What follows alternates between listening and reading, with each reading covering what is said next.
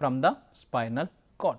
So, both cranial nerves and spinal nerves together form the peripheral nervous system. The cranial nerves are again of three types like efferent, efferent and association based on their functioning. Students, look at this animated video and try to understand the concept of peripheral nervous system. So, after understanding the central nervous system, so this video is showing the peripheral nervous system. The peripheral nervous system is all about the nerves, both cranial nerves and spinal nerves. Information going towards the brain and information coming from the brain to the effectors. So, these nerves are called as motor nerves. So, here in this video you can clearly see how the sensory nerves and motor nerves work in transmitting the information to and from the brain. This is the picture showing the cranial nerves and spinal nerves. Cranial nerves emerge from the brain. Students, look at this picture showing the cranial nerves and as well as spinal nerves. The cranial nerves are associated with the brain or they are originating from the brain. There are 12 pairs of cranial nerves and these are the nerves originating from the spinal cord called spinal nerves. So, both cranial nerves and spinal nerves together called peripheral nervous system. So, peripheral nervous system is distinguished into two divisions, somatic neural system and autonomic neural system. Somatic neural system is the nervous system which controls all of our voluntary movements or voluntary actions such as walking, running, reading, writing, isn't it? So, all these are voluntary actions. We have studied the differences between voluntary actions and involuntary actions. So, all of our voluntary movements are under the control of somatic neural system. Coming to the autonomic neural system, all of our involuntary movements or involuntary actions are under the control of autonomic neural system such as heart beating, blood pressure, the peristaltic movements and all reflex actions which are not under our conscious effort. So, they are under the control of autonomic nervous system. So, students, can you recognize these pictures which you have studied in your 9th class animal tissues? So, here you have studied about different muscles, isn't it? This picture is showing the visceral muscles. The visceral muscles are the muscles which are present in our visceral organs, and these are the muscles that are present exclusively in the heart called cardiac muscles. And this picture is showing the muscles that are associated or attached to the skeleton called skeletal muscles. Of these three muscles, the skeletal muscles, the movement of skeletal muscles is under the control of somatic neural system, whereas the movement of cardiac muscles and visceral muscles are under the control of autonomic neural system. Autonomic nervous system is further distinguished into two subdivisions, sympathetic and parasympathetic. Sympathetic neural system is active during stressful conditions. So, whenever we are in stressful conditions, so the sympathetic nervous system is very active. It is preparing our body to face the situation. It brings all the changes in our body that are very much required to face the stressful conditions, which includes increase in our heartbeat, increase in our blood pressure, increase the peristaltic movements.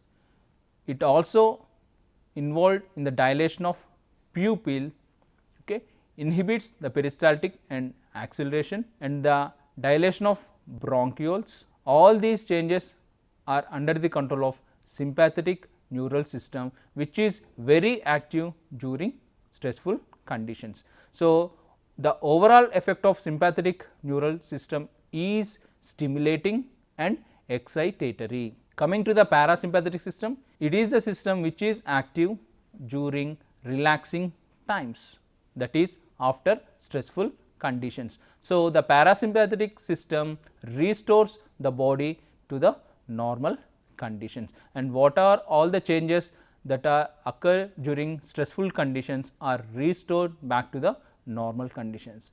So, the overall effect of the parasympathetic neural system is inhibitory type. So, it brings the rate of heartbeat to the normal, even the blood pressure is restored, it comes back to the normal, the rate of respiration also comes to the normal and the pupil constricts. So, all these changes occur after the stressful conditions. So, both sympathetic and parasympathetic are the subdivisions of autonomous nervous system. Students, so far we have seen the control and coordination of our body by the nervous system, by the brain, by the spinal cord and by different nerves.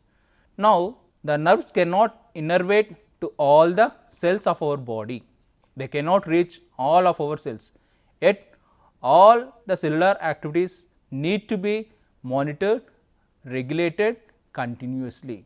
They requires a special kind of So, they requires a special kind of coordination to control all the cellular activities. So, this is the system which controls the activities of our body by releasing chemicals called hormones.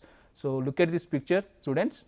So, this is the picture showing the endocrine system. In the part 1, I told that there are two coordinating systems, one is nervous system, another one is endocrine system. So, this is the endocrine system which consists of endocrine glands. So, these are all the endocrine glands together form the endocrine system, and the coordination brought by this endocrine system is called chemical coordination, and all these glands are called as ductless glands. Why? Because the secretions of these glands are directly released into the bloodstream instead of carrying by the ducts, because these glands do not possess ducts to carry their secretions.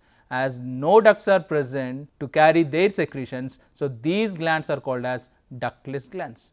The secretions are directly released into the bloodstream and reach their target organs to show their effect. So, this picture shows the location of various endocrine glands in our body. So, all these are the endocrine glands, different endocrine glands starting from hypothalamus. Hypothalamus is an integral part of endocrine system with the key functioning linking of nervous system with endocrine system with the pituitary gland. So, this is the thyroid gland, this is the pancreas, the yellow colored part, the adrenal gland which is present at the anterior part of kidney, in males testicles and in females ovary, and here in the chest region thymus gland, and in the epithalamus region we have pineal gland. So, all these are different endocrine glands. Now, let us understand the concept of body coordination by two integrating systems. Nervous system.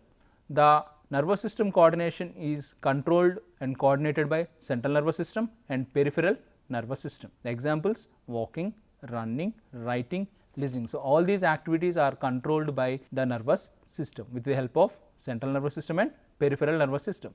Coming to the chemical coordination, this is controlled and coordinated by the endocrine glands and their secretions usually called as hormones.